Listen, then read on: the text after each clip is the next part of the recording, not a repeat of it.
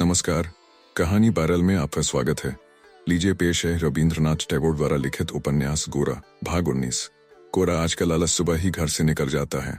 विनय यह जानता था, इसीलिए सोमवार को सवेरे वह भोर होने से पहले ही गोरा के घर जा पहुंचा और सीधे ऊपर की मंजिल में उसके सोने के कमरे में चला गया। वहां गोरा को न पाकर उसने नौकर से पूछा तो पता चला कि गोरा पूजा घर में है। इससे मन ही मन उसे कुछ आश्चर्य हुआ। पूजा घर की देहरी पर पहुंचकर विनय ने देखा, गोरा पूजा की मुद्रा में बैठा है। रेशमी धोती, कंधे पर रेशमी चादर, किंतु फिर भी उसकी विशाल देह का अधिकांश भाग खुला ही था। गोरा को यूं पूजा करते देखकर विनय को और भी विस्मय हुआ। जूते की आवाज सुनकर गोरा ने पीछे फिरकर देखा। विनय को देखकर वह उठ खड़ा हुआ और घबराया सा बोला, इस कमरे में ना आना। विनय ने कहा, डरो मत, मैं नहीं आता, तुमसे मिलने आया था। बाहर आकर गोरा ने कपड़े बदले और फिर विनय को साथ लेकर तिमंजिले वाले कमरे में चला गया। विनय ने कहा, आज सोमवार है। गोरा ने कहा, जरूर सोमवार है, पंचांग में भूल हो सकती है, पर आज के बारे में तुमसे भूल नहीं हो सकती। कम से कम इतना तो निश्चित है कि आज मंगलवार नहीं है। विनय ने कहा, तुम आओगे तो नहीं, यह जानता हूं, लेकिन आज तुम्हें एक बार बुलाए बिना मैं इस काम में प्रवृत्त नहीं हो सकता। इसीलिए आज सवेरे उठते ही सीधा तुम्हारे पास आया हूं। कुछ कहे बिना गोरा निश्चल बैठा रहा। विनय ने फिर कहा, तो तुम्हारा यही निश्चय है कि मेरे विवाह में नहीं आओगे? गोरा ने कहा, नहीं विनय, मैं नहीं जा सकूंगा। विनय चुप हो गया। गोरा ने अपने मन की वेदना को छिपाकर हंसते हुए कहा, मैं नहीं भी गया तो क्या हुआ, जीत तो तुम्हारी ही हुई। माँ को तो तुम खींच ही ले गए। मैंने तो बहुत कोशिश की पर उन्हें किसी तरह रोक न सका। अंत में अपनी माँ के बारे में भी मुझे तुमसे हार माननी पड़ी। विनय, यहाँ भी क्या एक एक करके सब लाल हो जाएगा? अपने नक्शे में क्या मैं अकेला ही बचा रह जाऊंगा? विनय ने कहा, भाई मुझे दोष न दो, मैंने उन्हें बहुत जोर देकर ही कहा था। माँ, मेरे ब्याह में तुम किसी तरह नहीं जा सकती। माँ बोली, देख वीनू, जिन्हें तेरे ब्याह में नहीं आना वे तो तेरा न्योता पाकर भी नहीं आएंगे। इसीलिए तुमसे कहती हूँ, तू किसी को न्योता भी मत दे और मना भी मत कर, चुप हो रहे। गोरा, तुम मुझसे कहाँ हारे हो? तुम अपनी माँ से हारे हो, 1000 बार हारे हो। ऐसी माँ और कहाँ मिलेगी? आनंदमयी को रोकने की गोरा ने पूरी कोशिश की जरूर थी, लेकिन वह जब उसकी बात न मानकर, उसके क्रोध और कष्ट की परवाह न करके विनय के विवाह में चली ही गई, तब गोरा को इससे दुख नहीं हुआ बल्कि कुछ प्रसन्नता ही हुई। उसकी माँ के असीम स्नेह का जो अंश विनय को मिला है, गोरा से विनय का विच्छेद हो जाने पर भी उस गंभीर स्नेह सुधा से विनय को कोई वंचित न कर सकेगा। यह जानकर मन ही मन गोरा को तृप्त और शांति मिली और सब ओर से वह विनय से बड़ी दूर चला जा सकता है। किंतु अक्षय मातृ स्नेह का यह बंधन इन दोनों पुराने बंधुओं को सदैव निविड़ भाव से एक दूसरे से बांधे रहेगा। विनय ने कहा, अच्छा भाई, तो मैं चलूं? आना बिल्कुल असंभव हो तो ना आना, लेकिन मन में गुस्सा न रखना। गोरा, मेरे जीवन को इस मिलन से कितनी बड़ी सार्थकता मिली है। अगर यह तुम अनुभव कर सको तो हमारे इस विवाह को कभी अपने सौहार्द के घेरे से निर्वासित न कर सकोगे, यह मैं दावे से कह सकता हूँ। यह कहकर विनय उठ खड़ा हुआ। गोरा ने कहा, बैठो विनय, लग्न तो रात को कहीं जाकर है, अभी से इतनी जल्दी क्यों?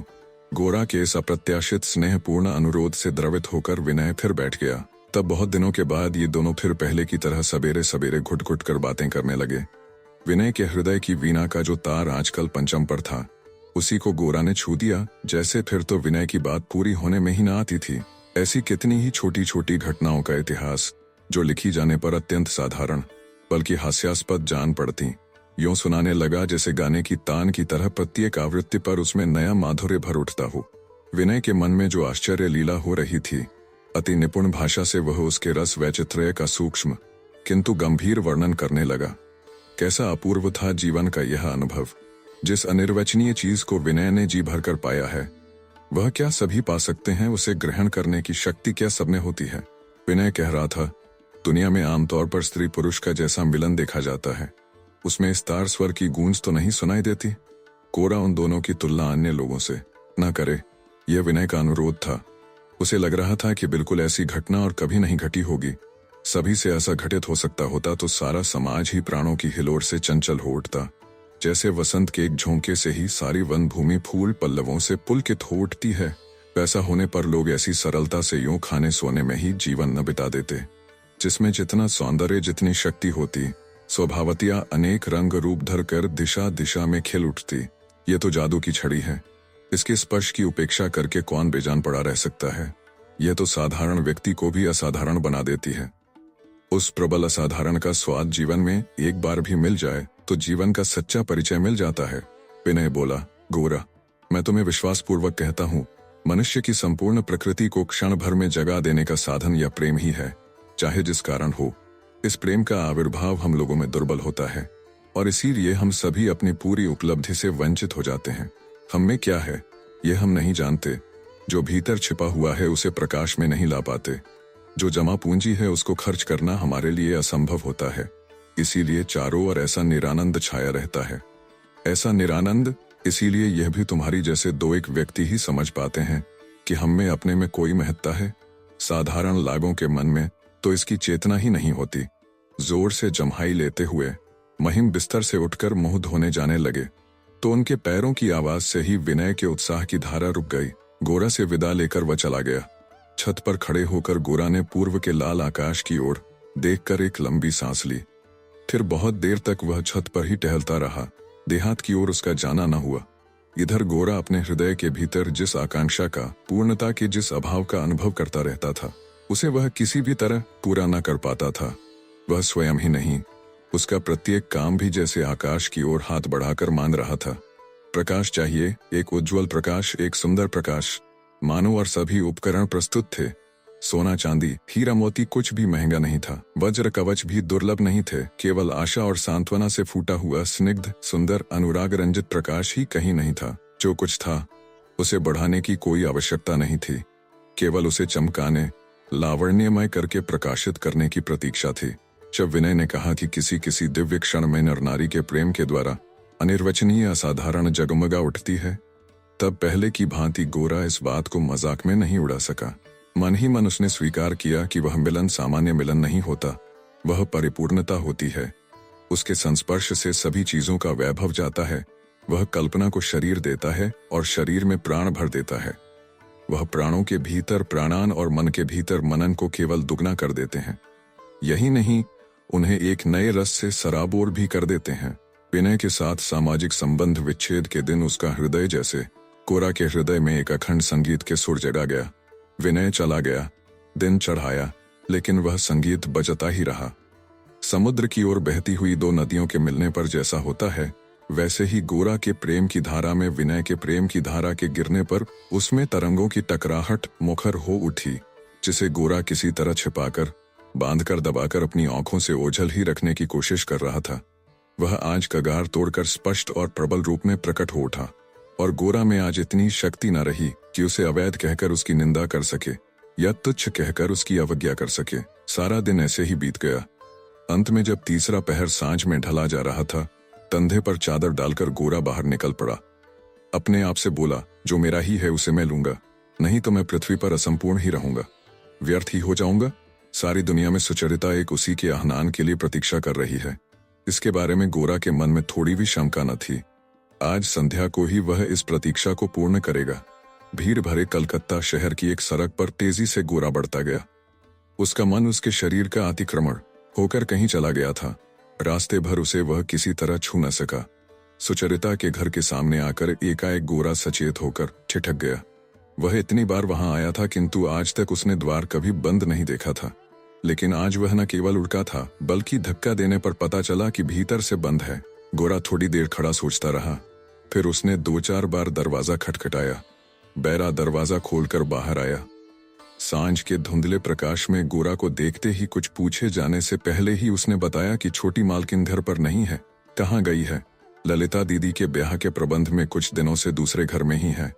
गोरा ने क्षण भर के लिए सोच लिया कि वह विनय के विवाह पर पहुंच जाएगा। इसी बीच घर से एक अपरिचित बाबू निकल आए। बोले, क्यों महाशय, क्या चाहते हैं? उसे सिर से पैर तक देखकर गोरा ने कहा, नहीं, कुछ नहीं चाहता। कैलाश ने कहा, आइए ना, जरा बैठिए, तंबाकू पीजिए। कोई साथी न होने से कैलाश का समय काटे नहीं करता था। चाहे कोई हो, किसी एक व्यक्ति को घर के भीतर बिठाकर गप करने बैठ सके तो चैन मिले। दिन में तो गली के मोड़ पर हुक्का हाथ में लिए खड़े खड़े राह चलते लोगों का आना जाना देखते देखते किसी तरह वक्त कट जाता है, लेकिन शाम को कमरे के भीतर उसका दम घुटने लगता है। हरिमोहिनी के साथ जो कुछ बातचीत करनी थी वह तो सब हो चुकी। हरमोहिनी की बात करने की शक्ति भी तो बहुत क्षीण थी। इसलिए कैलाश निचली मंजिल में ड्योढ़ी से लगे एक छोटे कमरे में तख्त पर हुक्का लिए बैठे बैठे बीच बीच में बैरा को ही बुलाकर उसी के साथ बातें करके वक्त काटता था। कोरा ने कहा, नहीं, मैं अभी नहीं बैठ सकता। कैलाश फिर अनुरोध करने जा रहा था, लेकिन पलक मारने से पहले गोरा गली के पार निकल गया। एक धारणा गोरा के मन में गहरी बैठी हुई थी कि उसके जीवन की अधिकांश घटनाएं अचानक नहीं होती रहीं, या कम से कम केवल उसकी व्यक्तिगत इच्छा से नहीं होती रही। उन सभी में स्वदेश विधाता का कोई न कोई विशेष अभिप्राय रहा है, जिसे पूर्ण करने के लिए ही गोरा का जन्म हुआ है। इसीलिए अपने जीवन की छोटी छोटी घटनाओं में भी वह कोई विशेष अर्थ खोजने की चेष्टा करता रहता था। जब आज उसने अपने मन में इतनी बड़ी और इतनी प्रबल आकांक्षा लिया कर एकाएक देखा कि सुचरिता का दरवाजा बंद है और दरवाजा खुलवाने पर सुना कि सुचरिता घर पर नहीं है, तब उसने इसे भी एक विशेष अभिप्रायपूर्ण घटना माना जो उसका मार्ग निर्देश करते हैं। उन्होंने अपना निषेध आज इस ढंग से गोरा को जता दिया है। इस जीवन में सुचरिता का द्वार उसके लिए बंद है, सुचरिता उसके पक्ष में नहीं है। गोरा जैसे मनुष्य का अपनी कामना में बह जाना उचित नहीं है। उसका निज का कोई सुख दुख नहीं है। वह भारतवर्ष का ब्राह्मण है। भारतवर्ष की ओर से उसे देवता की आराधना करनी होगी। भारतवर्ष की ओर से तपस्या ही उसका काम है। आसक्ति अनुरक्ति उसके लिए नहीं है। मन ही मन गोरा ने कहा, विधाता ने आसक्ति का सही रूप मुझे दिखा दिया है, बता दिया है कि वह शुभ्र नहीं है, शांत नहीं है। वह मन की तरह चंचल है, मद की तरह तीव्र है। वह बुद्धि को स्थिर नहीं रहने देती। वह एक चीज को किसी दूसरे ही रूप में दिखाती है। मैं सन्यासी हूँ, मेरी साधना में उसका कोई स्थान नहीं है। बीच में कुछ समय वह आत्मविस्मृत हो गया था। यह स्मरण करके गोरा पहले से भी कठोर हो उठा। वह जो समाज को भूलकर एक प्रबल मोह के वशीभूत हो गया था, इसका मूल कारण उसने नियम पालन की शिथिलता को ही समझा। प्रातःकालीन संध्या करके गोरा ने कमरे में आकर देखा, परेश बाबू बैठे हैं। उसके हृदय में एक बिजली सी कौंध गई। परेश बाबू के साथ उसका जीवन किसी एक सूत्र की गहरी आत्मीयता में बंधा हुआ है। भीतर ही भीतर वह इसे स्वीकार किए बिना न रह सका। वह परेश बाबू को प्रणाम करके बैठ गया। परेश बाबू बोले, विनय के विवाह की बात तो तुमने जरूर सुनी होगी। गोरा ने कहा, हाँ। परेश बाबू बोले, वह ब्रह्म मत से विवाह करने को तैयार नहीं है। गोरा ने कहा, तब तो उसका यह विवाह करना ही ठीक नहीं है। परेश बाबू तनिक हंस दिए, क्योंकि इस बात पर कोई बहस करने की आवश्यकता उन्होंने नहीं समझी। फिर बोले, हमारे समाज में से कोई इस विवाह में भाग नहीं लेगा। विनय के घर के लोग भी कोई नहीं आएंगे, ऐसा सुना है। अपनी कन्या की ओर से मैं अकेला हूँ। शायद विनय की ओर से तुम्हारे सिवा कोई नहीं होगा। इसीलिए इस बारे में तुमसे सलाह करने आया हूँ। सिर हिलाकर गोरा ने कहा, इस बारे में मुझसे क्या सलाह होगी, मैं तो इसमें नहीं हूँ। विस्मित होकर परेश बाबू ने पल भर गोरा के चेहरे पर नजर टिकाकर पूछा, तुम भी नहीं हो? गोरा परेश बाबू के इस विस्मय से थोड़ा सा लज्जित हुआ, लेकिन इस संकोच को छिपाने के लिए ही उससे दुगने जोर से कहा, मैं इसमें कैसे पढ़ सकता हूँ? परेश बाबू ने कहा, मैं जानता हूँ कि तुम उसके बंधु हो। बंधु की जरूरत सबसे अधिक क्या ऐसे समय नहीं होती है? गोरा ने कहा, मैं उसका बंधु जरूर हूँ, किंतु संसार में वही तो एकमात्र या सबसे बड़ा बंधन नहीं है। परेश बाबू ने पूछा, गौर, तुम क्या समझते हो कि विनय के आचरण से कोई अन्याय या अधर्म प्रकट होता है? गोरा ने कहा, धर्म के भी तो दो पक्ष होते हैं, एक नित्य पक्ष और एक लौकिक पक्ष। धर्म जहां समाज के नियम में प्रकाशित होता है, वहां उसकी अवहेलना नहीं की जा सकती। करने से समाज टूट जाता है। परेश बाबू ने कहा, नियम तो अनगिनत हैं, लेकिन सभी नियमों में धर्म ही प्रकाशित होता है, यह क्या निश्चित मान लेना होगा? गोरा के मन को परेश बाबू ने एक ऐसे बिंदु पर छुआ जहां उसमें पहले ही से एक मंथन हो रहा था, और उस मंथन से एक सिद्धांत भी उपलब्ध हो रहा था। इसलिए जो बातें उसके भीतर उमड़ रही थीं, उन्हें परेश बाबू के सामने कह डालने में उसे कोई संकोच नहीं हुआ। उसकी बात का निचोड़ यह था कि अगर हम स्वयं अपने को नियमों के द्वारा समाज के अधीन न कर लेते, तो समाज के गहरे भीतरी उद्देश्यों में बाधक हो जाते हैं, क्योंकि वे उद्देश्य गूढ़ होते हैं। उन्हें स्पष्ट देख सकना हर किसी के लिए संभव नहीं होता। इसीलिए हमें यह क्षमता होनी चाहिए कि बिना विचार किए भी समाज को मानते चल सकें। स्थिर होकर परेश बाबू ने गोरा की बात अंत तक सुनी। जब वह रुक गया और अपनी प्रगल्भता पर कुछ झेप भी गया, तब परेश बाबू ने कहा, तुम्हारी बात मोटे तौर पर तो मैं मानता हूँ। यह बात ठीक है कि प्रत्येक समाज में विधाता का एक विशेष अभिप्राय होता है। यह अभिप्राय सभी के सामने स्पष्ट हो ऐसा भी नहीं है, लेकिन उसे स्पष्ट देखने की कोशिश करना ही तो मनुष्य का काम है। पेड़ पौधों की तरह अचेतन भाव से नियम को मानते जाने में तो उसकी सार्थकता नहीं है। गोरा ने कहा, मेरा कहना मात्र यह है कि पहले समाज को सब तरफ से पूरी तरह मानकर चलने से ही समाज की यथार्थ उद्देश्य के बारे में हमारी चेतना निर्मल हो सकती है। उसका विरोध करने से हम सिर्फ उसमें बाधा ही नहीं देते बल्कि उसे गलत भी समझते हैं।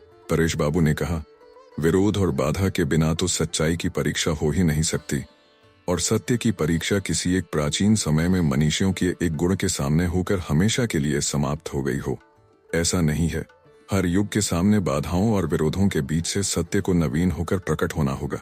जो हो, इन सब बातों को लेकर मैं बहस करना नहीं चाहता। मैं मनुष्य की व्यक्तिगत स्वाधीनता का पक्षधर हूँ। उसी स्वाधीनता के भाव से हम ठीक ठीक जान पाते हैं कि कौन सा नित्य सत्य है और कौन सी नश्वर कल्पना। इसी को जानने और जानने की चेष्टा करने पर ही समाज का हित निर्भर करता है।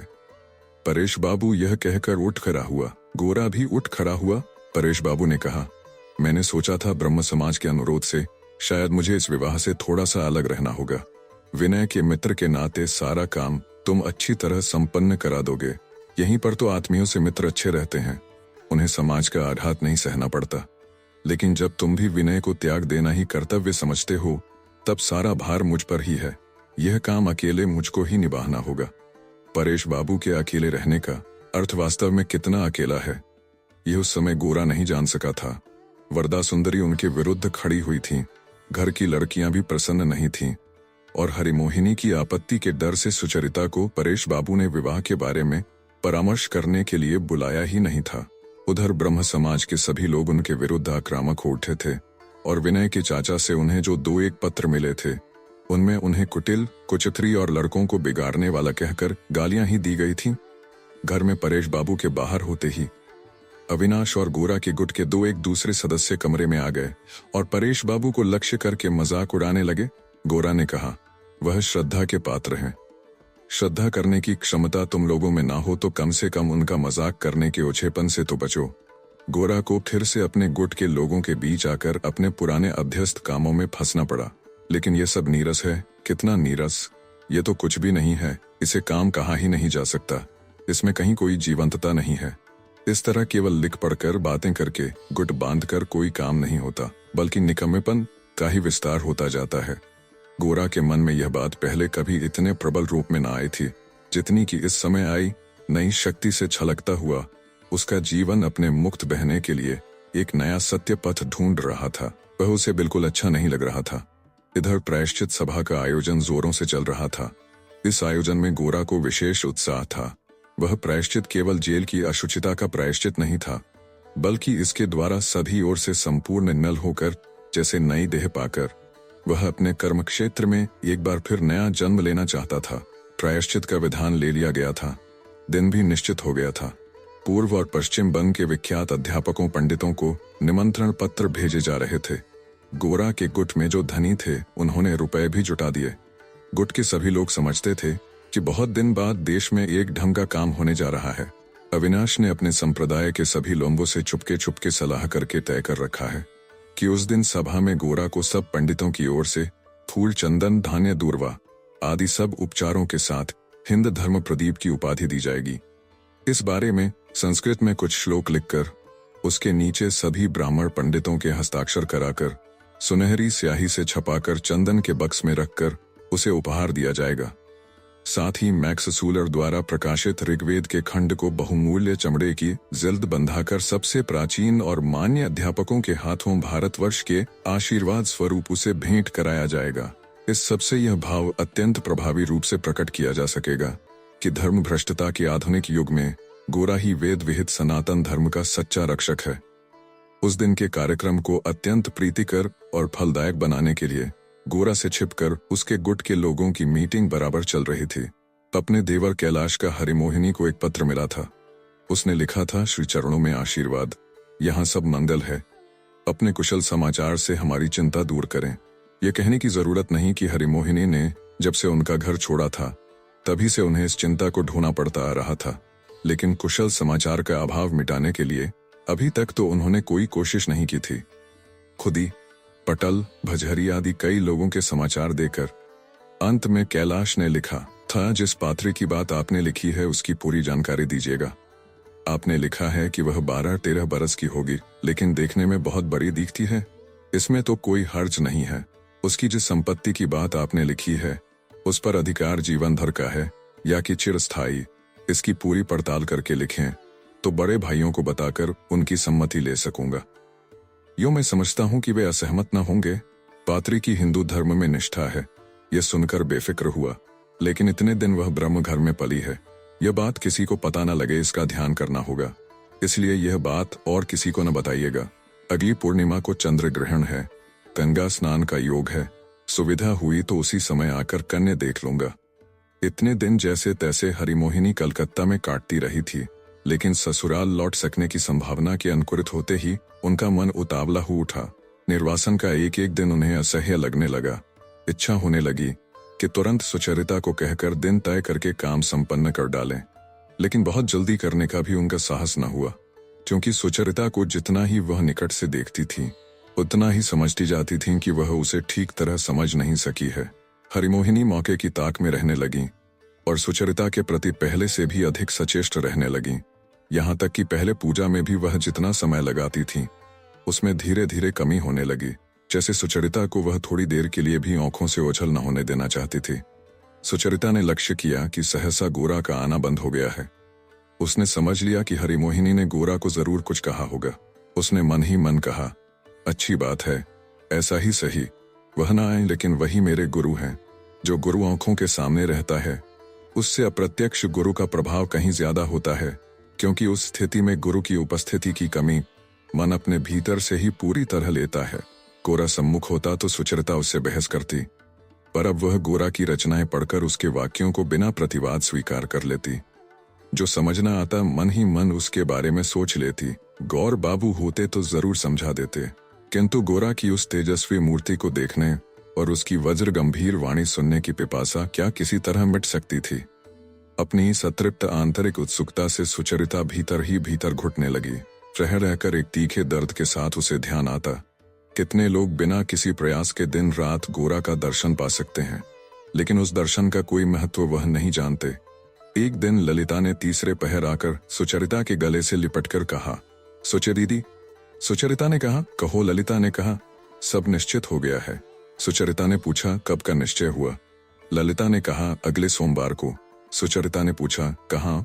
सिर हिलाकर ललिता ने कहा, वह सब तो मैं नहीं जानती, बाबा को पता है। बाह से ललिता को घेरते हुए सुचरिता ने कहा, तू खुश है ना? ललिता ने कहा, खुश क्यों ना होंगी। सुचरिता ने कहा, तू जो चाहती थी सब तुझे मिल गया, अब किसी से झगड़ा करने को कुछ नहीं रहा। लेकिन मुझे भय लगता है कहीं इसी से अब तेरा उत्साह ठंडा ना पड़ जाए। हंसकर ललिता ने कहा, क्यों? झगड़ा करने के लिए किसी की कमी क्यों होगी? अब तो बल्कि ढूंढने घर से बाहर भी नहीं जाना पड़ेगा। तर्जनी से ललिता का गाल दबाते हुए सुचरिता ने कहा, यह बात है, अभी से सबकी भी तैयारी हो रही है। तब तो मैं विनय से कह दूंगी, अब भी समय है, वह बेचारा संभल सकता है। ललिता ने कहा, अब तुम्हारे बेचारे को संभलने का अवसर नहीं मिलने का, अब उसका छुटकारा नहीं है। जन्मपत्री में जो मुसीबत लिखी थी वह फल रही है, अब तो माथा पीटने के सिवा कोई चारा नहीं है। गंभीर होकर सुचरिता ने कहा, मुझे कितनी प्रसन्नता हो रही है बता नहीं सकती। ललिता, विनय जैसे स्वामी के तू योग्य हो सके, यही मैं प्रार्थना करती हूँ। ललिता बोली, वाह, क्यों नहीं? जैसे मेरे योग्य तो किसी को होना नहीं होगा। इस बारे में उन्हीं से एक बार पूछकर देख लो ना, एक बार उनकी राय सुन लो, फिर तुम्हें भी पछतावा होगा कि इतनी बड़ी अचरज भरी हस्ती का स्नेह पाकर भी इतने दिनों तक तुमने अपने सौभाग्य की पहचान कितनी अंधी हो रही थी। सुचरिता ने कहा, चलो खैर, अब तो एक जौहरी मिल गया ना। जब सही दाम लगाने वाला मिल गया तब किस बात का खेद, अब हम जैसे अनाड़ियों से स्नेह मांगने की जरूरत ही नहीं होगी। ललिता ने कहा, होगी कैसे नहीं, बहुत होगी। कहते कहते उसने सुचरिता के गाल पर इतने जोर की चुटकी काटी कि वह उफ कर उठी।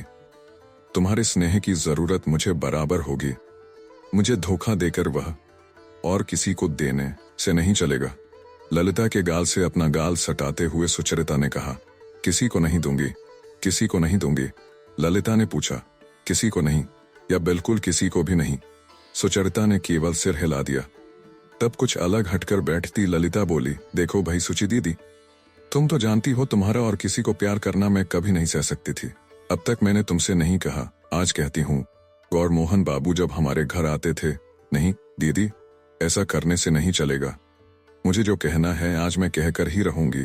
तुमसे मैंने कभी कुछ नहीं छिपाया, लेकिन न जाने क्यों यह एक बात तुमसे किसी तरह नहीं कह सकी और इसके लिए बराबर पीड़ा पाती रही हूँ। ये बात कहे बिना मैं तुमसे विदा लेकर नहीं जा सकूंगी। गौरमोहन बाबू जब हमारे घर आते थे तब मुझे बड़ा गुस्सा आता था। क्यों आता था? तुम सोचती थी कि मैं कुछ समझती नहीं। मैंने देखा था तुम मेरे सामने उनका नाम भी नहीं लेती थी। इससे मुझे और भी गुस्सा आता था। तुम उन्हें मुझसे भी ज्यादा प्यार करो यह मैं सह नहीं सकती थी। नहीं दीदी, मुझे कहने दो, और इससे मुझे कितना कष्ट होता था यह मैं अब क्या बताऊं। आज भी तुम मुझसे वह बात नहीं करोगी अगर तुम्हारा। हड़बड़ाकर सुचरिता ने ललिता का मुंह बंद करते हुए कहा। ललिता, तुम्हारे पांव पड़ती हूँ, वह बात जबान पर न ला। उसे सुनकर मेरा धरती में समा जाने को मन हो उठता है। ललिता ने कहा, क्यों भाई, उन्होंने क्या? छटपटाकर सुचरिता ने कहा, नहीं नहीं नहीं ललिता, पागलों की सी बात मत कर। जो बात सोची भी नहीं जा सकती वह कहनी भी नहीं चाहिए। सुचरिता के संकोच पर बिगड़ते हुए ललिता ने कहा, लेकिन भाई यह तो तुम्हारी ज्यादती है।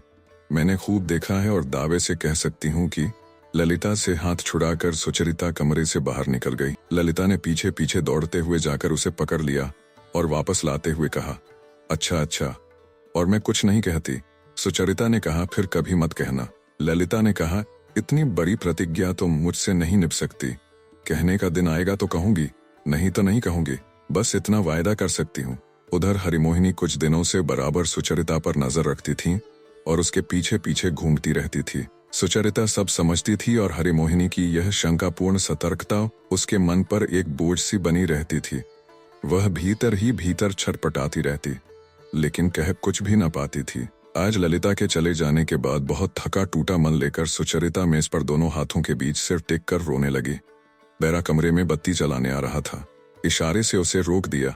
वह समय हरिमोहिनी की संध्या वंदना का था, लेकिन हरिमोहिनी ने ऊपर से ही ललिता को जाते हुए देखकर एकाएक नीचे उतरकर सुचरिता के कमरे में आकर पुकारा, राधा रानी। छिपाकर आंसू पोंछती हुई सुचिता जल्दी से उठ खड़ी हुई। हरिमोहिनी ने पूछा, क्या हो रहा है? सुचरिता ने कोई उत्तर नहीं दिया। कठोर स्वर में हरिमोहिनी ने पूछा, यह सब क्या हो रहा है? मेरी कुछ समझ में नहीं आता। सुचरिता ने कहा, मौसी, क्यों दिन रात तुम मुझ पर इस तरह निगरानी रखती हो? हरिमोहिनी ने कहा, निगरानी क्यों रखती हूँ? यह क्या तुम नहीं समझती? ये जो खाना पीना छोड़ रखा है और रोती हो, यह किस तरह के लक्षण है? मैं बच्ची तो नहीं हूँ, मैं क्या इतना भी नहीं समझती? सुचरिता ने कहा, मैं तुमसे कहती हूँ मौसी, तुम कुछ भी नहीं समझती।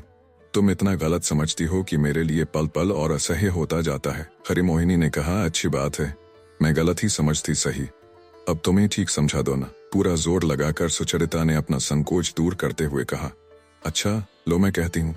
मैंने गुरु से एक ऐसी बात पाई है जो मेरे लिए नई है। उसे पूरी तरह हृदयंगम करने के लिए बड़ी शक्ति चाहिए। उसी का अभाव मुझे खटकता है। आपसे झगड़ा करते करते मैं उब गई हूँ। लेकिन मौसी, हमारे संबंध को तुमने बहुत विकृत करके देखा है। तुमने उन्हें अपमान करके निकाल दिया है। तुमने उन्हें जो कुछ कहा है सब गलत है। मेरे बारे में जो सोचा है सब भ्रम है। तुमने बड़ा अन्याय किया है। उन जैसे व्यक्ति को नीचे गिराना तो तुम्हारे वश की बात नहीं है। पर मुझ पर तुमने ऐसा अत्याचार क्यों किया? मैंने तुम्हारा क्या बिगाड़ा है? कहते कहते सुचरिता का गला रुंध गया और वह दूसरे कमरे में चली गई। हरिमोहिनी हतबुद्ध सी खड़ी रही। उन्होंने मन ही मन कहा, बाप रे, ऐसी बातें तो मैंने 7 जन्म नहीं सुनी। सुचरिता के मन को कुछ शांत होने का समय देकर हरिमोहिनी उसे भोजन के लिए बुला ले गई। उसके खाने बैठने पर बोली, देखो राधा रानी, मेरी उम्र कोई ऐसी कम नहीं है। हिंदू धर्म में जो कुछ कहा गया है वह बचपन से करती रही हूँ और विस्तार से सब सुन भी चुकी हूँ। तुम यह सब जानती नहीं, इसीलिए तुम्हारा गुरु बनाकर गौरमोहन तुम्हें फुसला रहा है। मैंने भी उसकी कुछ बातें सुनी है, उनमें तत्व असल में कुछ नहीं है। वह शास्त्र उसका खुद का गढ़ा हुआ है। यह बात तो हम लोग समझ सकते हैं ना, जिन्होंने गुरु से उपदेश पाया है। राधा रानी, मैं तुमसे कहती हूँ, तुम्हें यह सब करने की आवश्यकता नहीं है। जब समय होगा तो मेरे जो गुरु हैं वो ऐसे नकली नहीं है, वही तुम्हें मंत्र देंगे। तुम डरो मत, मैं तुम्हें हिंदू समाज में खींच लाऊंगी। ब्रह्म घर में थी तो क्या हुआ, वह बात जानेगा ही कौन। तुम्हारा कद कुछ बड़ा हो गया है जरूर, लेकिन ऐसी तो बहुत लड़कियां होती हैं जो जल्दी ही बड़ी लगने लगती हैं। फिर कोई तुम्हारी जन्मपत्री देखने थोड़े जाएगा, और पास में जब पैसा है तो कहीं कोई मुश्किल नहीं होगी, सब चल जाएगा। केवट का बेटा कायस्थ बन गया। यह तो मैंने अपनी आंखों से देखा है। मैं हिंदू समाज में ऐसे सद्ब्राह्मण के घर तुम्हें पहुंचा दूंगी कि किसी की कुछ कहने की हिम्मत न होगी। वही तो समाज के अगुआ हैं। इसलिए तुम्हें इस गुरु की साधना में यूं रोकर मरने की कोई जरूरत नहीं है। जब हरिमोहिनी ये बातें विस्तार से बखान रही थीं, तब सुचरिता की कुछ खाने की इच्छा कब की मर चुकी थी और उसके गले से कौर जैसे नीचे नहीं उतर रहा था। फिर भी वह चुपचाप हट करके खाती रही, क्योंकि वह जानती थी उसके कम खाने की बात को लेकर टीका टिप्पणी होगी, उससे उसका कोई भला नहीं होगा। हरिमोहिनी ने सुचरिता की ओर से जब कोई संकेत नहीं पाया तो मन ही मन बोली, मैं भर पाई इन लोगों से। इधर हिंदू हिंदू की रट लगाकर रो रही है, उधर इतने अच्छे सुयोग की बात सुनकर अनसुनी कर देती है। प्रायश्चित नहीं करना होगा, कोई सफाई नहीं देनी होगी, केवल इधर उधर 2-4 रुपए खर्च करके सहज ही समाज में आ जाएगी। इस पर भी जिसे उत्साह न हो और अपने को कहे हिंदू, कोरा कितना बड़ा छली है, यह हरिमोहिनी पहले ही समझ चुकी थी। फिर भी इस सब छलछंद का उद्देश्य क्या हो सकता है, यह सोचने पर उन्हें यही जान पड़ा कि सारे मामले की जड़ में सुचरिता की संपत्ति और उसका रूप यौवन ही होगा। कन्या का और उसके साथ साथ कंपनी के कागज आदि का उद्धार करके उन सबको जल्दी से जल्दी ससुराल रूपी दुर्ग में बंद कर लेने में ही कल्याण है। लेकिन सुचरिता के मन को इसके लिए अभी थोड़ा और गलाना होगा, नहीं तो वह मानेगी नहीं। इसी के यत्न में हरिमोहिनी सुचरिता के सामने दिन रात अपनी ससुराल का बखान करने लगी। उनका कितना असाधारण प्रभाव है, समाज में वे लोग कैसे असंभव को संभव बना सकते हैं। अनेक उदाहरण देकर हरिमोहिनी यह बताने लगी, उनका विरोध करने जाकर कितने निष्कलंक लोग भी समाज से अपमानित हुए हैं और उनके शरणागत होकर कितने लोग मुसलमान के हाथ की मुर्गी खाकर भी हिंदू समाज का दुर्गम मार्ग हंसी खुशी पार कर गए हैं। इन सब घटनाओं को नाम धाम का ब्यौरा देकर हरिमोहिनी ने बिल्कुल विश्वसनीय बना दिया। सुचरिता उनके घर न आया करे, अपनी यह इच्छा वरदा सुंदरी ने उससे छिपाई नहीं थी, क्योंकि उन्हें अपनी स्पष्टवादिता पर गर्व था। जब भी किसी के प्रति वह निसंकोच कठोरता का व्यवहार करती थी, तभी अपने इस गुण की घोषणा किया करती थी। इसलिए सुचरिता वरदा सुंदरी के घर में किसी तरह के सम्मान की आशा नहीं कर सकती। यह उन्होंने उसे बड़े स्पष्ट शब्दों में जता दिया था। सुचरिता जानती थी कि उसके उनके घर आने जाने से परेश बाबू को बहुत कष्ट उठाना पड़ जाएगा, इसीलिए जब तक बहुत ही आवश्यक न हो जाए वह उनके घर नहीं जाती थी और इसीलिए रोज परेश बाबू 2-1 बार स्वयं सुचरिता के घर आकर उसे देख जाते थे। कुछ दिन से कई चिंताओं और काम की व्यस्तता के कारण परेश बाबू सुचरिता के घर नहीं आ सके थे। इन दिनों प्रतिदिन सुचरिता बड़ी व्यग्रता के साथ उनके आने की प्रतीक्षा कर रही थी, लेकिन मन ही मन संकुचित भी थी। परेश बाबू के साथ उसके गहरे मंगल का संबंध कभी टूट नहीं सकता, यह वह निश्चय जानती थी। लेकिन बाहर के 2-1 सूत्र जो उसे खींच रहे थे, उनका दंश भी उसे चैन न लेने देता था। इधर हरिमोहिनी उसके जीवन को दिन पर दिन असह्य बनाए दे रही थी। अंत में सुचरिता वरदा सुंदरी की नाराजगी का सामना करने की सोचकर परेश बाबू के घर चली गई। तीसरे पहर का सूर्य उस वक्त पश्चिम की ओर के तिमंजिले मकान की आड़ में होकर एक लंबी छाया फैला रहा था। उसी छाया में सिर झुकाए परेश बाबू अपने बगीचे में धीरे धीरे अकेले टहल रहे थे। पास जाकर सुचरिता भी उनके साथ साथ चलने लगी। बोली, बाबा कैसे हो? एकाएक अपनी सोच में बाधा पाकर परेश बाबू थोड़ी देर ठिठकर एकटक राधा रानी के चेहरे की ओर देखते रहे, फिर बोले, अच्छा हूँ राधो। दोनों फिर टहलने लगे। परेश बाबू ने कहा, सोमवार को ललिता का विवाह है। सुचरिता सोच रही थी वह पूछेगी कि इस विवाह में उसे किसी तरह की सलाह या सहायता के लिए क्यों नहीं बुलाया गया, किंतु झिझक भी रही थी, क्योंकि अब उनकी ओर से भी कहीं कुछ बाधा आ खड़ी हुई थी। नहीं तो पहले तो वह बुलाए जाने के लिए बैठी भी न रहती। मन ही मन सुचरिता जो सोच रही थी, उसकी बात परेश बाबू ने स्वयं उठाई। बोले, इस बार तुम्हें नहीं बुला सका राधो। सुचरिता ने पूछा, क्यों बाबा? परेश बाबू सुचरिता के इस प्रश्न का कोई उत्तर न देकर चेहरे की पड़ताल करते रहे। सुचरिता से और ना रहा गया। सिर झुकाकर उसने कहा, तुम सोच रहे होगे कि मेरे मन में एक परिवर्तन आ गया है। परेश बाबू ने कहा, हाँ, इसीलिए सोचा तुमसे किसी तरह का अनुरोध करके तुम्हें संकट में नहीं डालना चाहिए। सुचरिता ने कहा, बाबा मैंने सोचा था कि सारी बात तुम्हें बताऊंगी, लेकिन इधर मिलना ही नहीं हुआ, इसीलिए आज मैं खुद आई हूँ। अपने मन की बात बहुत अच्छी तरह तुम्हें समझा सकने की क्षमता तो मुझ में नहीं है। डर लगता है कहीं कुछ अनुचित न कह जाऊं। परेश बाबू बोले, मैं जानता हूँ ये सब बातें स्पष्ट करके कहना इतना आसान नहीं है।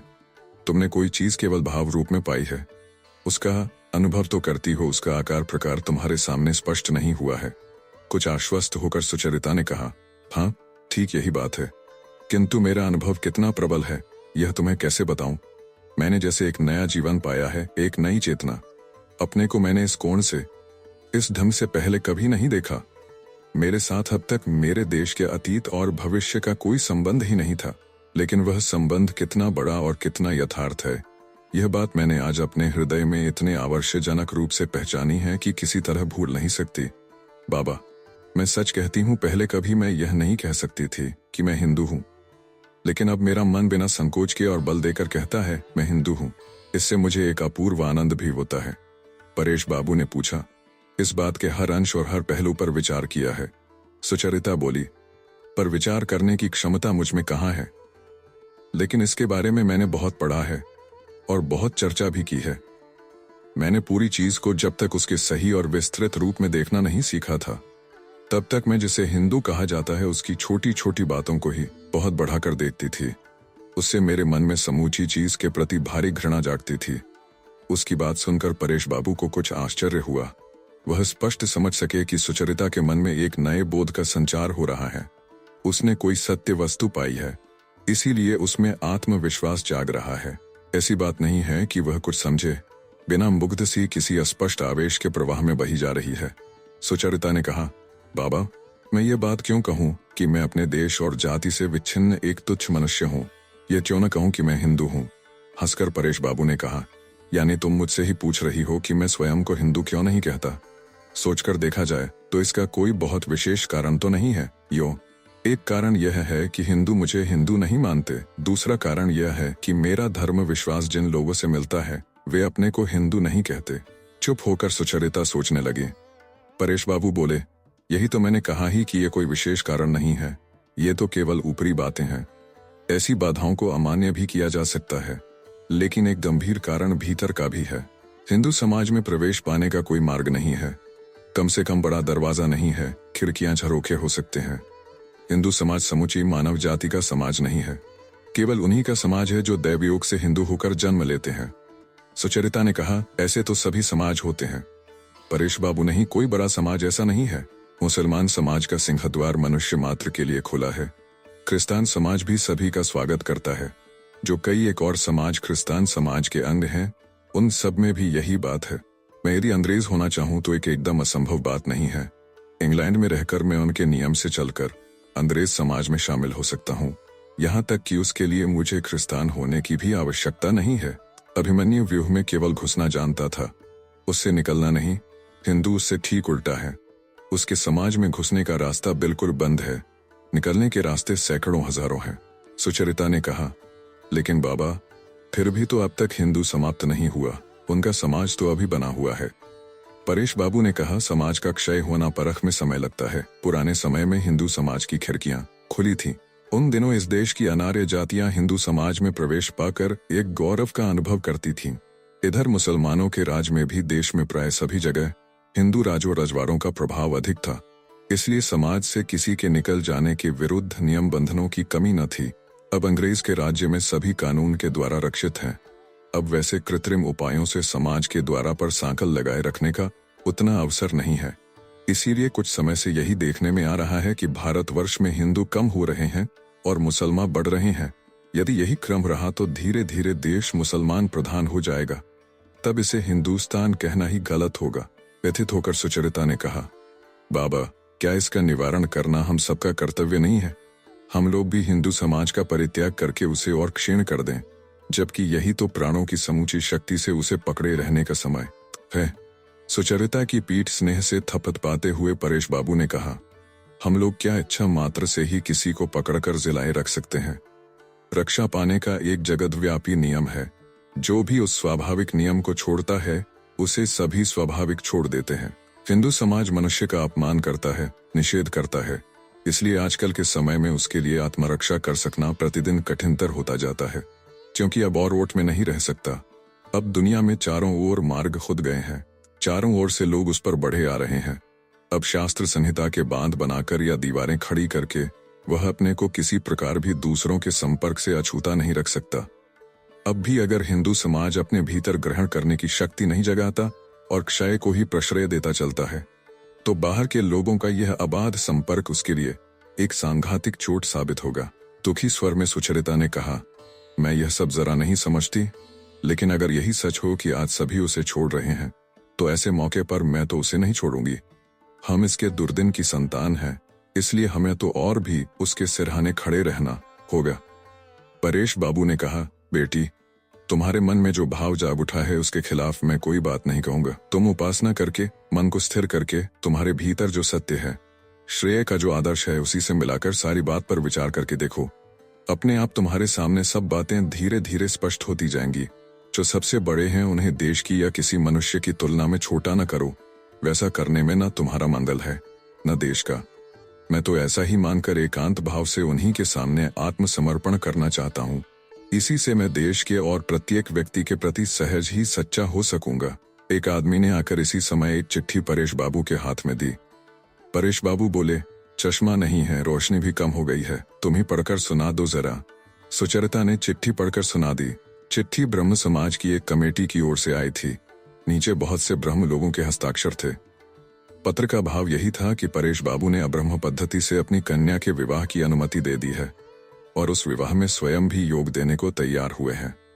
ऐसी हालत में ब्रह्म समाज उन्हें अपनी सदस्य श्रेणी में किसी प्रकार नहीं रख सकता। उन्हें अपनी ओर से यदि कुछ कहना हो तो आगामी रविवार से पहले उनका पत्र कमेटी के पास पहुंचाना चाहिए। उस दिन विचार करके बहुमत से अंतिम निर्णय कर लिया जाएगा। चिट्ठी लेकर परेश बाबू ने जेब में रख ली। सुचरिता उनका दाहिना हाथ अपने हाथ में लेकर चुपचाप उनके साथ साथ टहलने लगी। धीरे धीरे सघन घनी हो गई और बगीचे के दाहिनी ओर गली में एक बत्ती जल गई। सुचरिता ने मृदु स्वर में कहा, बाबा, तुम्हारी उपासना का समय हो गया। आज मैं तुम्हारे साथ उपासना पर बैठूंगी। यह कहती हुई सुचरिता उन्हें हाथ पकड़े पकड़े उपासना के कमरे में ले गई, जहां आसन पहले से बिछा हुआ था और एक मोमबत्ती जल रही थी। आज परेश बाबू बहुत देर तक एकांत उपासना करते रहे। अंत में छोटी प्रार्थना के बाद वह उठ खड़े हुए। उन्हें बाहर आते ही देखा। उपासना गृह की देहरी के पास ही ललिता और विनय चुपचाप बैठे हैं। उन्हें देखते ही दोनों ने प्रणाम किया और उनकी चरण रज ली। परेश बाबू ने उनके सिर पर हाथ रखकर मन ही मन आशीर्वाद दिया। सुचरिता से बोले, बेटी, कल मैं तुम्हारे घर आऊंगा, आज अपना काम पूरा कर लूं। यह कहते हुए वह अपने कमरे में चले गए। सुचरिता की आंखों से उस समय आंसू झर रहे थे। निस्तब्ध प्रतिमा सी वह चुपचाप बरामदे के अंधकार में खड़ी रही। ललिता और विनय भी बहुत देर तक कुछ नहीं बोले। जब सुचरिता जाने लगी तब विनय ने उसके सामने आकर मृदु स्वर में कहा, दीदी, तुम हमें आशीर्वाद नहीं दोगी? विनय के यह कते कहते उसके साथ ललिता ने भी सुचरिता को प्रणाम किया। रूंधे हुए गले से सुचरिता ने जो कुछ कहा उसे केवल अंतर्यामी ही सुन सके। परेश बाबू ने अपने कमरे में आकर ब्रह्म समाज की कमेटी को पत्र लिखा। उसमें उन्होंने लिखा, ललिता का विवाह मुझको ही संपन्न करना होगा। इसके लिए आप मेरा बहिष्कार कर दें तो आपका यह निर्णय अन्यायपूर्ण नहीं होगा। इस समय ईश्वर से मेरी एकमात्र यही प्रार्थना है कि मुझे सभी समाजों के आश्रय से बाहर निकालकर केवल अपने चरणों में स्थान दें। परेश बाबू से जो कुछ सुचरिता ने सुना था वह गोरा को बताने के लिए उसका मन उत्सुक हो उठा। गोरा जिस भारतवर्ष की ओर उसकी दृष्टि को खींचना चाहते थे, जिसकी ओर उसके मन को प्रबल प्रेम से आकृष्ट करना चाहते थे, इतने दिन बाद वह भारतवर्ष अब काल के हाथों में पड़ गया है और क्षय के मुंह में जा रहा है। यह बात क्या गोरा ने नहीं सोची? अब तक भारतवर्ष अपनी अभ्यंतर व्यवस्था के बल पर ही बचा रहा है। भारतवासी को इसके लिए सतर्क होकर प्रयत्न नहीं करना पड़ा। किंतु अब क्या यूं निश्चिंत रहने का समय है? आज क्या पहले की तरह केवल पुरातन व्यवस्था के भरोसे बैठे रहा जा सकता है? सुचरिता सोचने लगी, उसमें मेरा भी तो कहीं कुछ कर्तव्य है। वह कर्तव्य क्या है? गोरा को चाहिए था कि इसी क्षण उसके सामने आकर उसे आदेश देता, उसे मार्ग दिखाता। मन ही मन सुचरिता ने कहा, यदि मेरी सारी अड़चनों और अज्ञान से मेरा उद्धार करके मुझे मेरे सही स्थान पर खड़ा कर देते तो क्या क्षुद्र लोक लज्जा और निंदा अपवाद से होने वाली कमी भी पूरी न हो जाती। उसका मन आत्मगौर से भर उठा। उसने स्वयं से पूछा, गोरा ने क्यों उसकी परीक्षा नहीं ली? क्यों उसे कोई असाध्य काम नहीं सौंपा? गोरा के गुट के इतने सब पुरुषों में कौन ऐसा है जो सुचरिता की तरह यूं अनायास अपना सब कुछ उत्सर्ग कर दे सके? आत्मत्याग की ऐसी आकांक्षा और शक्ति की कोई उपयोगिता गोरा ने नहीं देखी। उसे लोक लज्जा की बेड़ियों में बंधी हुई कर्महीनता में फेंक देने से क्या देश की जरा भी हानि नहीं होगी?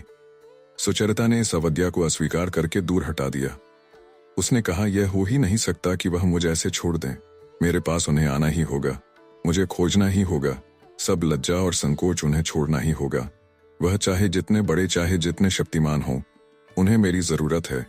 उन्होंने यह बात एक दिन अपने मुंह से कही थी। आज लोगों की थोड़ी सी बकवास के कारण यह बात वह कैसे भुला सकते हैं। दौड़ते हुए आकर सतीश ने सुचरिता से सटकर खड़े होते हुए कहा, दीदी। उसके गले में बांह डालते हुए सुचरिता ने पूछा, क्यों भाई बख्तियार? सतीश ने कहा, सोमवार को ललिता दीदी का ब्याह है, कुछ एक दिन में विनय बाबू के घर जाकर रहूंगा। उन्होंने मुझे बुलाया है।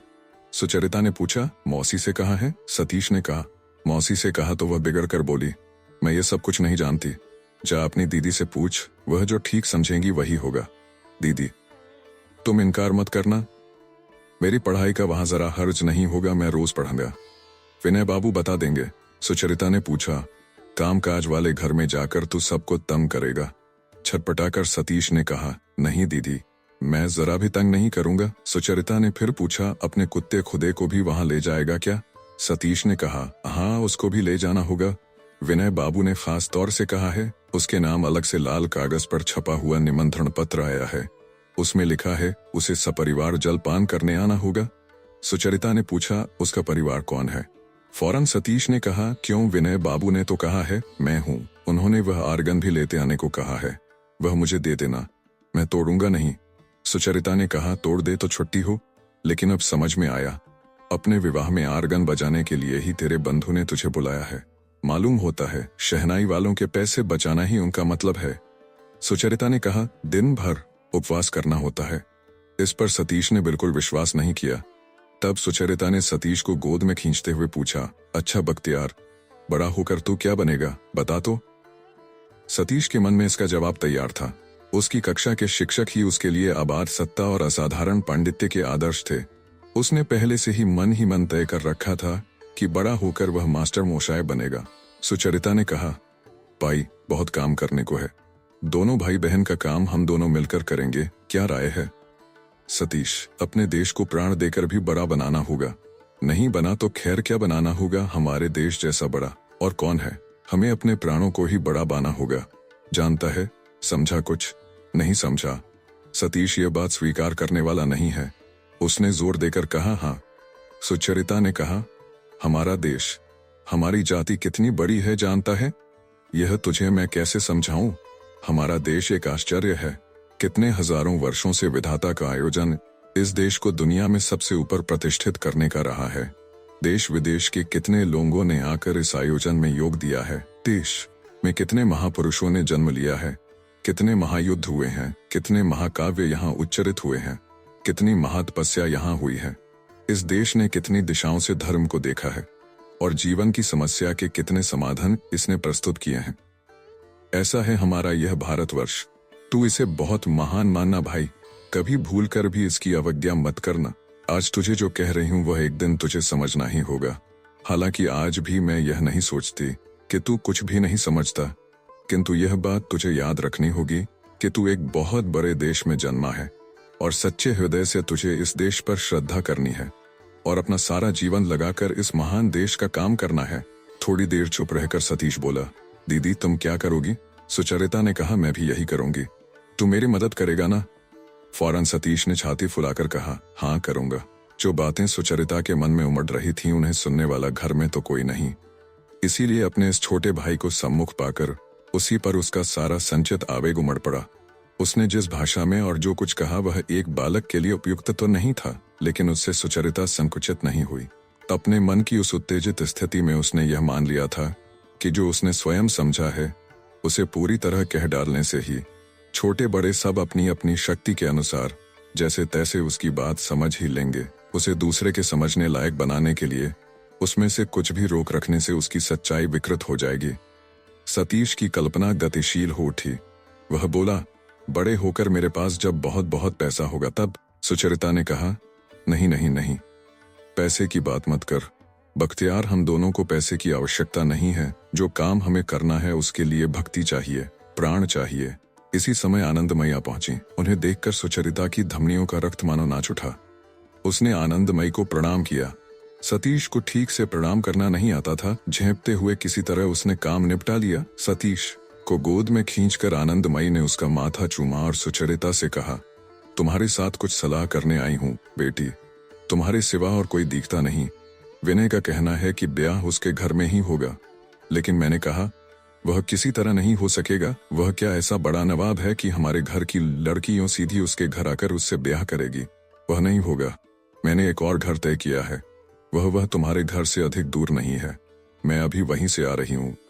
परेश बाबू को कहकर तुम राजी कर लेना। सुचरिता ने कहा, बाबा राजी हो जाएंगे।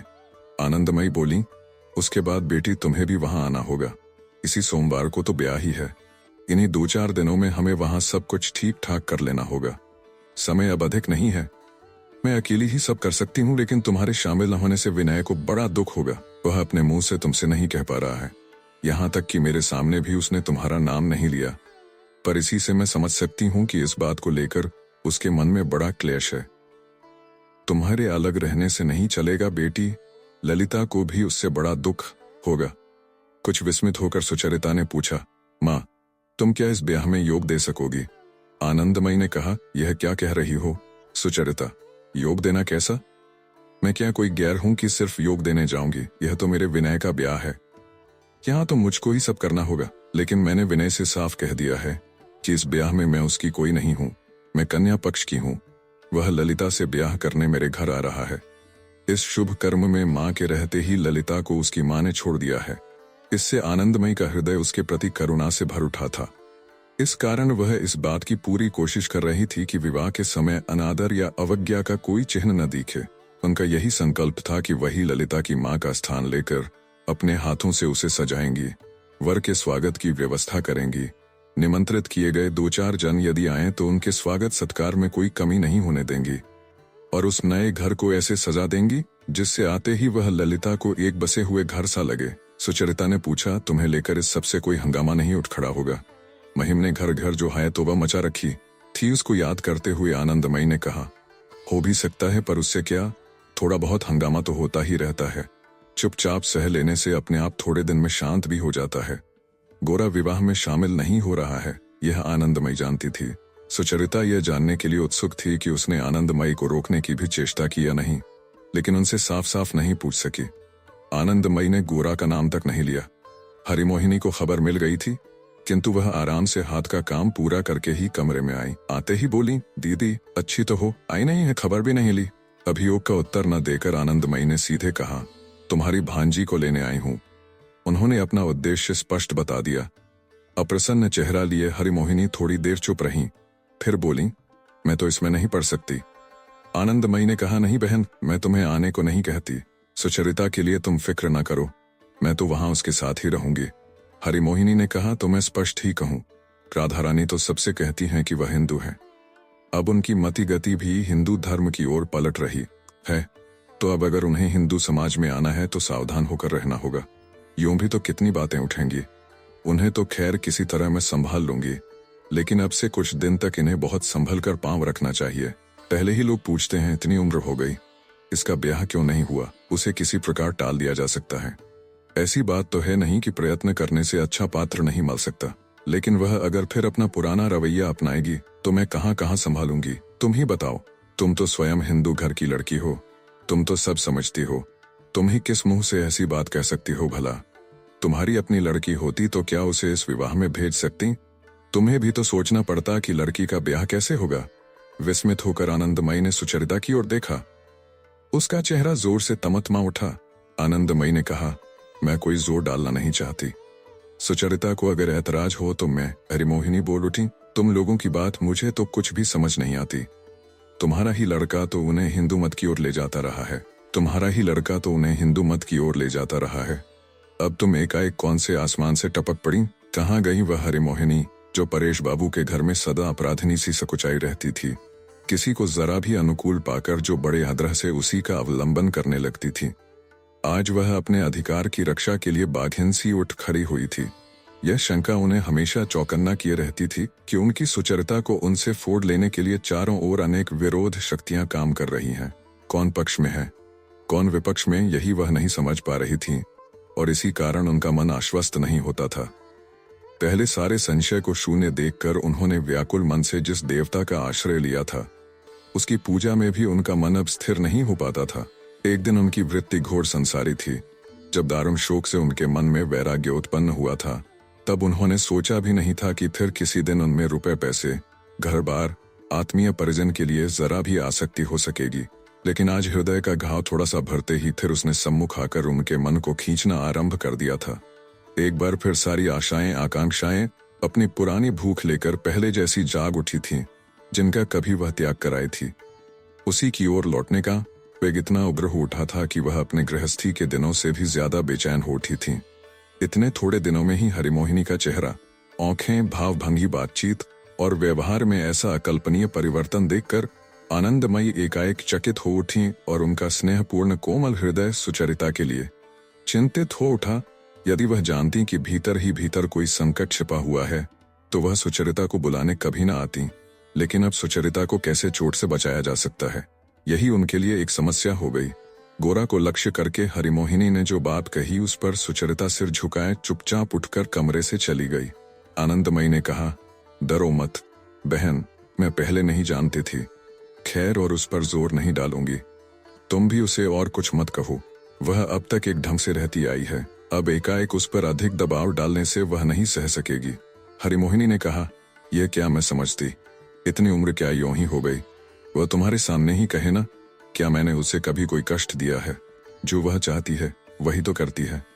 मैं कभी कोई बात नहीं कहती, मैं तो यही कहती हूँ, भगवान उसे सलामत रखे, मेरे लिए वही बहुत है। मेरा जैसा भाग्य है, कब क्या हो जाएगा, इसी के भय से मुझे तो नींद नहीं आती। आनंदमयी के जाने के समय अपने कमरे से निकलकर सुचरिता ने उन्हें प्रणाम किया। आनंदमयी ने करुणा भरे स्नेह से उसके सिर पर हाथ रखते हुए कहा, मैं फिर आऊंगी बेटी, तुम्हें सब खबर दे जाऊंगी, कोई विघ्न नहीं होगा। भगवान के आशीर्वाद से सब शुभ ही संपन्न होगा। सुचरिता कुछ नहीं बोली। दूसरे दिन सवेरे लक्ष्मिया को साथ लेकर आनंदमयी ने नए घर की बहुत दिनों की जमी हुई धूल झाड़ पहुंचकर धो डालने के लिए जोरों से पानी बहा रही थी। तब एकाएक सुचरिता आ पहुंची। जल्दी से आनंदमयी ने झाड़ू फेंक कर उसे छाती से लगा लिया। इसके बाद धोने पोंछने, सामान इधर उधर हटाने और सजाने का काम जोरों से होने लगा। खर्च के लिए परेश बाबू ने सुचरिता को यथोचित रुपया दे दिया था। इसी पूंजी को ध्यान में रखकर दोनों बार बार सूचियां बनाकर उसमें काट छांट करने लग गईं। थोड़ी देर बाद ही स्वयं परेश बाबू ललिता को साथ लेकर आ पहुंचे। ललिता के लिए अपना घर असह्य हो उठा। कोई उससे बात करने का साहस नहीं करता था, किंतु सबकी चुप्पी ही रह रहकर उसे पीड़ा पहुंचाती थी। अंत में वरदा सुंदरी के प्रति सहानुभूति प्रकट करने के लिए जब उनके बंधु बांधवों के झुंड घर पर आने लगे तब परेश बाबू ने ललिता को वहां से हटा ले जाना ही उचित समझा। जाते समय ललिता वरदा सुंदरी को प्रणाम करने गई। वह मुंह फेंकर बैठी रही और उसके चले जाने पर आंसू बहाने लगी। ललिता के विवाह के बारे में लावण्य और लीला भी मन ही मन काफी उत्सुक थीं।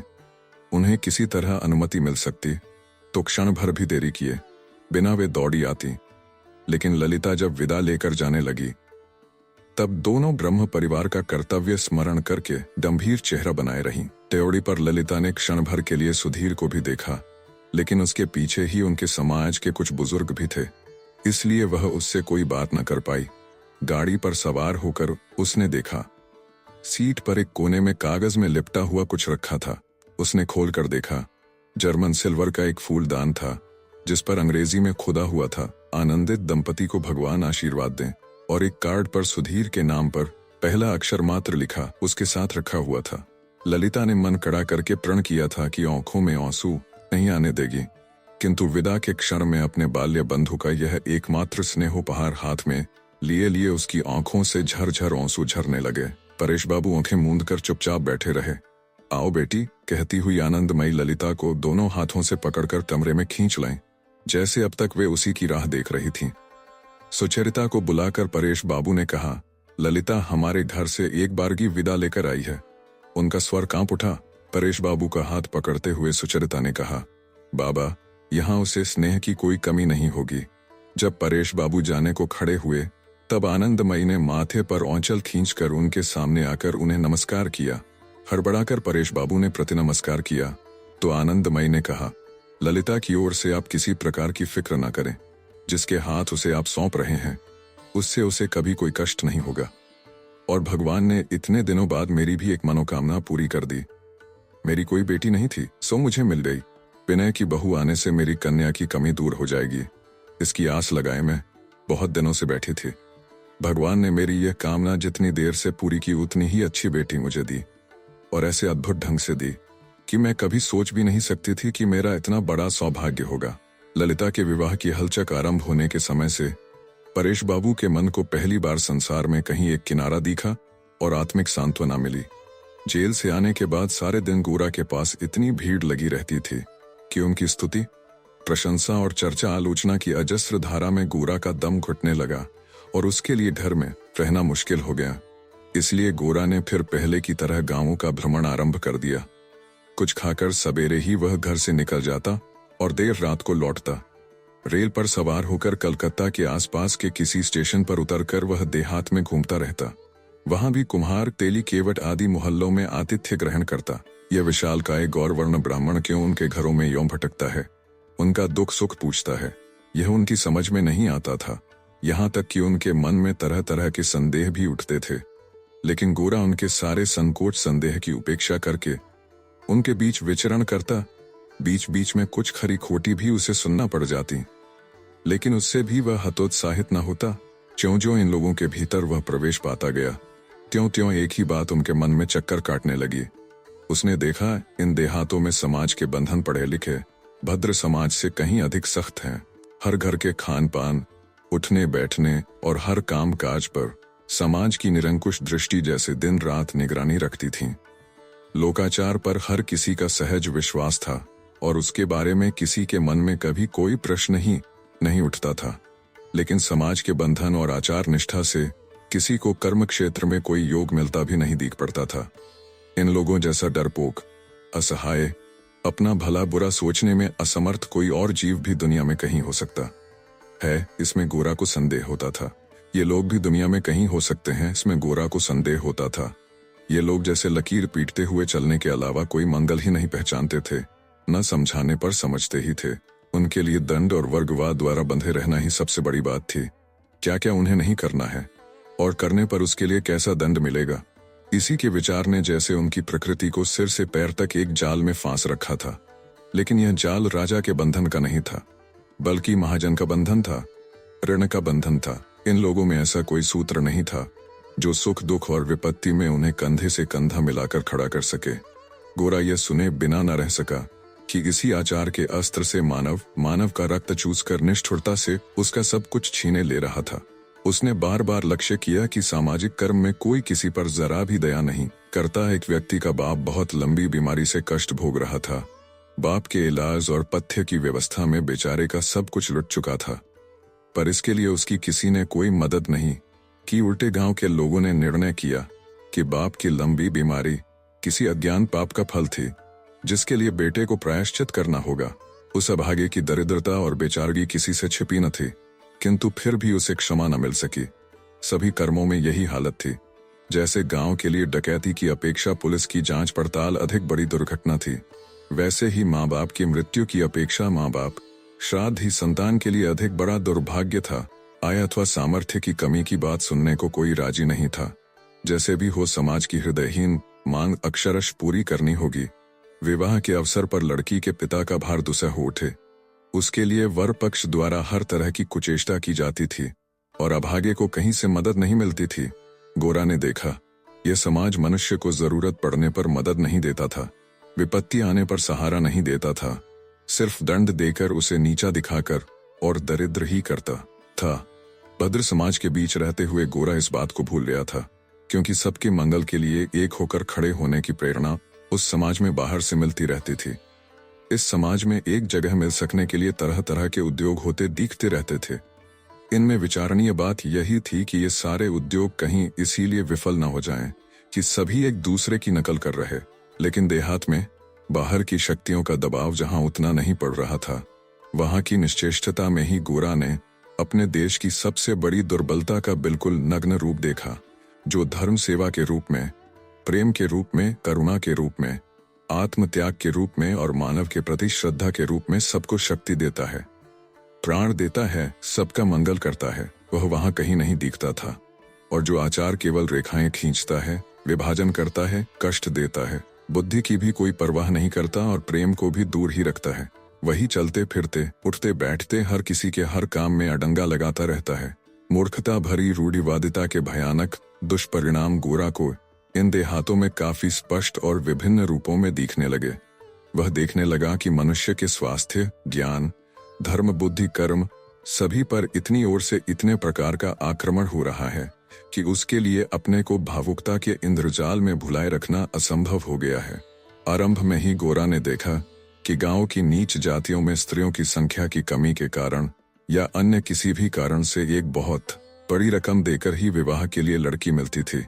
अनेक पुरुषों को आजीवन और अनेकों को बड़ी उम्र तक अविवाहित रह जाना पड़ता था। उधर विधवा विवाह का कड़ा निषेध था। इससे समाज का स्वास्थ्य घर घर में दूषित हो रहा था और इससे होने वाली बदनामी और अनिष्ट को हर कोई महसूस भी करता था। सभी हमेशा के लिए इस बुराई को सहते चलने के लिए विवश थे। इसका इलाज या प्रतिकार करने की कोशिश कोई नहीं कर रहा था। जो गोरा शिक्षित समाज में आचार के बंधन को कहीं शिथिल होने देना नहीं चाहता था, वही यहाँ आचार का विरोध करने लगा। उसने इनके पुरोहितों को भी मना लिया, लेकिन समाज के लोगों को किसी तरह राजी न कर सका, बल्कि वे गोरा पर बिगड़ उठे। उन्होंने कहा, ठीक है, जब ब्राह्मण विधवा विवाह करने लगेंगे तब हम भी मान लेंगे। उनके नाराज होने का मुख्य कारण यही था कि वे समझते थे गोरा उन्हें निम्न जात का समझकर उनकी अवज्ञा कर रहा है और यही प्रचार करने आया है कि उन जैसे नीच लोगों के लिए हीन आचार ही उपयुक्त है। गोरा ने देहातों में घूमते हुए यह भी देखा कि मुसलमानों में ऐसी चीज थी जिसके कारण वे एक हो सकते थे। गोरा ने लक्ष्य किया था कि गांव पर कोई विपत्ति आने पर मुसलमान लोग जिस तरह कंधे से कंधा मिलाकर खड़े होते थे, हिंदू नहीं हो पाते थे। बार बार गोरा सोचता था, इन दोनों निकटतम पड़ोसी समाजों के बीच इतना बड़ा अंतर क्यों मौजूद है? इस प्रश्न का जो उत्तर उसके मन में पैदा होता, उसे वह किसी तरह मानना नहीं चाहता था। यह मानने में उस बड़ा कष्ट हो रहा था कि मुसलमान केवल आचार से नहीं धर्म से एक हैं। एक तरफ जहां आचार के बंधनों ने उनके सारे कर्म को व्यर्थ बांधकर नहीं रखा था, वहां दूसरी तरफ धर्म का बंधन उनमें घनिष्ठ एकता बनाए रखता था। उन सबने मिलकर एक ऐसी रीति को अपनाया था जो केवल ना नहीं थी, हाँ भी थी, जो ऋणात्मक नहीं थी, धनात्मक थी, जिसके लिए मनुष्य एक ही पुकार पर पल भर में एक पंक्ति में खड़े होकर अनायास प्राण तक न्यौछावर कर सकते थे। गोरा जब भद्र समाज में लेख लिखता था, व्याख्यान देता था, दलील देता था, तब वह दूसरों को समझाने के लिए, अपने पथ पर लाने के लिए स्वभावत अपनी बातों को कल्पना के मनोहर रंगों से रंग देता था। जो स्थूल था उसे वह सूक्ष्म व्याख्याओं से ढंक देता था। जो निरा अनावश्यक भग्नावशेष मात्र था, उसे भी वह चमक से मढ़कर आकर्षक बनाकर दिखाता था। देश के लोगों का एक गुट देश से विमुख था। देश की हर बात उसे घटिया दिखती थी। इसीलिए गोरा देश के प्रति प्रबल अनुराग से भरकर स्वदेश को इस ममत्वहीन दृष्टि से बचाने के लिए देश की हर बात उज्ज्वल आवरण से ढंक देने की चेष्टा करता रहा था। वह इसी का अभ्यस्त हो गया था। यह बात नहीं थी कि गोरा केवल वकील की भांति यह सिद्ध करना चाहता था कि उसके पक्ष का सभी कुछ अच्छा है, या कि जो दोष दिखता है वह भी एक प्रकार के गुण ही है। इस पर गोरा सच्चे मन से विश्वास करता था। बिल्कुल असंभव मुद्दों पर भी वह अपने इस विश्वास को हेकड़ी के साथ झंडे की तरह विरोधियों के सामने फहराता हुआ खड़ा हो जाता था। उसकी केवल एक रट थी कि पहले स्वदेश के प्रति स्वदेशवासियों की श्रद्धा लौटा लानी होगी और सब बातें पीछे होंगी। किंतु वह जब देहातों में आता तब उसके सामने कोई श्रोता नहीं होता था, न सिद्ध करने को कुछ होता था, न विरोध पक्ष की अवज्ञा को नीचा दिखाने के लिए शक्ति जुटाने का कोई प्रयोजन होता था। इसलिए सत्य को वहां किसी तरह के आवरण के भीतर से देखने की आवश्यकता नहीं थी।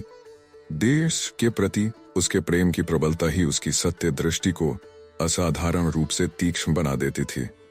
तसर का कोट पहने, कमर में चादर लपेटे, हाथ में कैनवस का झोला लिए स्वयं कैलाश ने आकर हरिमोहिनी को प्रणाम किया। उम्र कोई 35 के लगभग, ठिगना और गठा हुआ शरीर, रूखा और भारी चेहरा, कई दिनों से बढ़ी हुई दाढ़ी घास के अंकुरों सी झलक रही थी। ससुराल के आत्मीय को बहुत दिन के बाद देखकर हरिमोहिनी प्रसन्न हो उठी। अरे देवर आए हैं, बैठो बैठो। कहते कहते जल्दी से उन्होंने चटाई बिछा ही दी। फिर पूछा, हाथ पांव धोगे? कैलाश ने कहा, नहीं, कोई जरूरत नहीं है। अच्छा, तुम्हारा स्वास्थ्य तो अच्छा ही दिख पड़ता है। मानो स्वास्थ्य अच्छा होने का अपमान की बात मानकर हरिमोहिनी बोली, कहाँ अच्छा है, और बीमारियों की सूची गिनाती हुई बोली, थक किसी तरह पिंड छूटे तो चैन मिले, मौत भी तो नहीं आती। जीवन के प्रति ऐसी उपेक्षा पर कैलाश ने अपनी आपत्ति प्रकट की। बड़े भाई नहीं रहे, फिर भी उन सबको हरिमोहिनी के रहने से कितना बड़ा सहारा है। इसके प्रमाण स्वरूप उसने कहा, यह क्यों नहीं देखती कि तुम हो तभी तो कलकत्ता आना हो सका। कहीं थरे होने की जगह तो मिली। घर के सब लोगों और गांव बिरादरी के समाचार पूरे ब्यौरों के साथ सुनाकर सहसा कैलाश ने चारों ओर नजर डालकर पूछा, तो यह घर उसी का है? हरिमोहिनी ने कहा, हाँ। कैलाश बोला, घर तो पक्का है। उसका उत्साह बढ़ाने के लिए हरिमोहिनी ने कहा, पक्का तो है ही, सब पक्का है। कैलाश ने निरीक्षण करके यह देख लिया कि सब शहतीर मजबूत साल की लकड़ी के हैं और खिड़कियां दरवाजे भी आम की लकड़ी के नहीं हैं। दीवारें 1.5 ईंट की हैं या 2 ईंट की, यह भी उसकी नजर से नहीं छुपा। ऊपर नीचे कुल मिलाकर कितने कमरे हैं, यह भी उसने पूछकर जान लिया।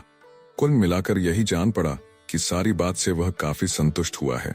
मकान बनाने में कितना खर्च आया होगा, इसका अनुमान करना उसके लिए कठिन था, क्योंकि इस तरह के सामान और मसाले की कीमत उसकी जानी हुई नहीं थी। बहुत सोचकर पैर पर पैर हिलाते हिलाते आखिर में उसने मन ही मन कहा, अधिक नहीं तो 10-15 हजार तो लगा ही होगा, लेकिन प्रकटत कुछ कम करके बोला, क्या राय है भाभी? 7-8 हजार रुपया तो लगा होगा।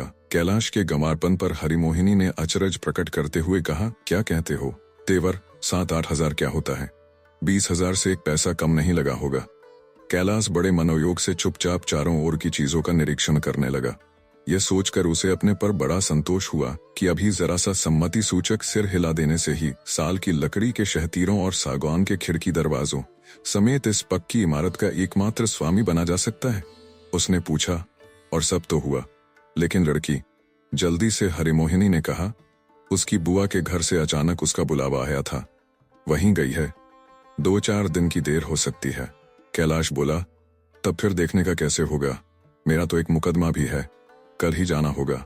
हरिमोहिनी बोली, अभी मुकदमा रहने दो, यहाँ का काम निपटाए बिना तुम नहीं जा सकते। थोड़ी सोच विचार करके कैलाश ने अंत में निश्चय किया, बहुत होगा तो यही ना कि मुकदमे में एक तरफा डिग्री हो जाएगी, मामला फिस हो जाएगा। वह होता रहे, उसकी क्षतिपूर्ति का पूरा प्रबंध यहाँ पर है। यह उसने एक बार फिर चारों ओर नजर दौड़ाकर निश्चय कर लिया। सहसा उसने देखा, हरिमोहिनी के पूजा गृह के एक कोने में थोड़ा सा पानी जमा था। इस कमरे में पानी की निकासी के लिए नाली नहीं थी, फिर भी हरिमोहिनी हमेशा उसे धोती पोंछती रहती थी, इसलिए कोने में जरा सा पानी अक्सर रह जाता था। व्यस्त भाव से कैलाश ने कहा, भाभी यह तो ठीक नहीं है। हरिमोहिनी ने पूछा, क्यों, क्या बात हुई? कैलाश बोला, वह जो वहां पर पानी जमा हो रहा है वह हरगिज नहीं होना चाहिए। हरिमोहिनी ने कहा, लेकिन क्या करूं देवर, ना यह नहीं चलेगा, इससे तो फर्श सील जाएगा। इसी से कह देता हूं भाभी, इस कमरे में पानी वानी गिराने से नहीं चलेगा। हरिमोहिनी चुप रह गई। तब कैलाश ने कन्या के रूप के प्रति जिज्ञासा की। हरिमोहिनी ने कहा, वह तो देखकर ही जानोगी, अभी तो केवल इतना ही कह सकती हूँ कि तुम लोगों के घर में ऐसी सुंदर बहू आज तक नहीं आई। कैलाश कह उठा, हमारी मंझली भाभी। हरिमोहिनी कह उठी, कहाँ यह और कहाँ वह? तुम्हारी मंझली भाभी क्या उसके सामने ठहर सकती है? ससुराल में मंझली भाभी सुंदरता का आदर्श मानी जाए, यह हरिमोहिनी को विशेष अच्छा नहीं लगा, इसीलिए उन्होंने यह और जोड़ दिया, तुम लोग चाहे जो कहो भैया, मुझे तो मंझली बहू से छोटी बहू कहीं ज्यादा पसंद है। कैलाश ने मंझली बहू और छोटी बहू के रूप की तुलना में कोई उत्साह नहीं दिखाया। मन ही मन वह किसी एक अदृश्य मूर्ति की फूल की पंखुड़ी सी आंखों, बांसुरी सी नासिका और कमर तक झूलते हुए केशों की कल्पना में अपने को भरमा रहा था। हरिमोहिनी ने देखा, इस पक्ष की अवस्था तो पूरी तरह आशाजनक है। यहाँ तक कि उन्होंने समझ लिया, जो बड़ा सामाजिक दोष कन्या में है वह भी शायद कोई ऐसा बड़ा विघ्न न समझा जाएगा। आप सुन रहे थे कहानी बैरल से रबींद्रनाथ टैगोर द्वारा लिखित उपन्यास गोरा, भाग 19। वीडियो पसंद आया तो इसे लाइक करिए और चैनल को भी सब्सक्राइब कीजिए। धन्यवाद।